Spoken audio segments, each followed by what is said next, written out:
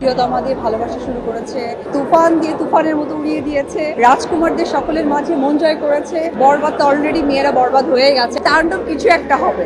চলচ্চিত্রের সবকিছু সিনেমায় আমার ডেফিনেটলি বরবাদ হচ্ছে আমাদের ঘরের ছবি। সো এখনো কোনোটাই দেখা হয়নি, বাট দেখবো।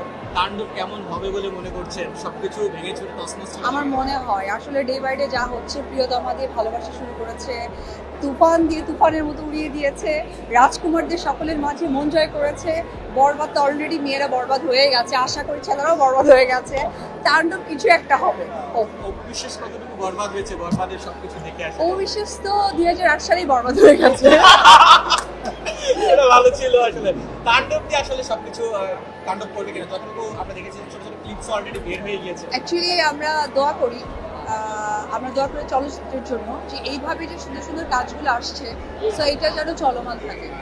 লাল শাড়ির পরে পূজা প্রোডাকশন হাউস থেকে আমরা দ্বিতীয় ছবিটা এখনো পাচ্ছি না। আসলে এটার জন্য তো একটা প্রিপারেশন দরকার প্রপার, সো ওইটাই তো আসলে হয়ে উঠছে না। দেখা যাক, আশা ছাড়বো না, তবে ইচ্ছে আছে। ব্যবসা নিয়ে যদি জানতে চাই, আপনার চারিদিকে নানান জায়গায় আসলে বিচরণ দেখেছি আমরা, সিনেমা প্রযোজনা ব্যবসায় ক্ষেত্রে এই জায়গাটা আসলে এখন কেমন আছে?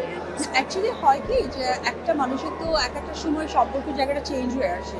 লাইক আমি যখন চিত্রনায়ক অপু বিশ্বাস ছিলাম, মা অপু বিশ্বাস হয়েছি, মা অপু বিশ্বাসের সাথে যুক্ত হয়েছে অনেক কিছু দায়বদ্ধতা, দায়িত্ব।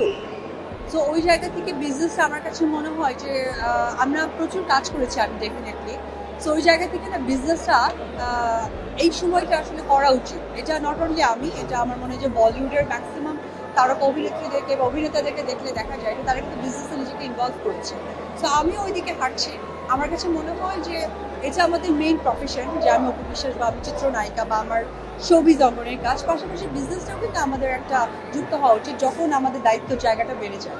আপু, সর্বশেষ প্রশ্ন, শাকিব ভাইকে দেখেছি শাকিবের জুটি হিসেবে সব থেকে বেশি ছবি আপনার সঙ্গে, আর এরপরে লাস্ট ফিউ ইয়ার্স আমরা দেখেছি প্রত্যেকটা ছবিতে আসলে নতুন জুটি হিসেবে আমিলা একেবারে আমাদের ঘরের মেয়ে যদি বলি। এবার কেমন দেখলেন? দুই একটা ক্লিপসও এসেছে, আসলে কেমন করবেন আমিলা? সাবিলা, সরি সাবিলা। আচ্ছা, সাবিলা।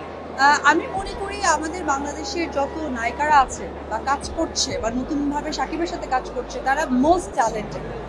তো সাবিলা নূরের আমি অনেক কাজ দেখেছি, বিশেষ করে আমি ওর বেশ কিছু বিজ্ঞাপন দেখেছি। ও অনেক ট্যালেন্ট একটা নিয়ে, আমার মনে হয় সেই ট্যালেন্টটা আরও যুক্ত হয়েছে বাংলাদেশের সুপারস্টার না, আমি বলবো যে মেগাস্টার শাকিব খান। তো আমার মনে হয় যে সাবিলার জন্য এটা একটা অনেক বড় একটা ডেবিউ হতে যাচ্ছে চলচ্চিত্রের মধ্য দিয়ে। হোপফুলি ও অনেক ভালো করবে, অ্যান্ড আমার অনেক দোয়া। অ্যাকচুয়ালি আমার দৃষ্টি দিয়ে কথা না, সে ভালো কাজ করবে বিধায় শাকিব খানের সাথে তার ডেবিউ হচ্ছে।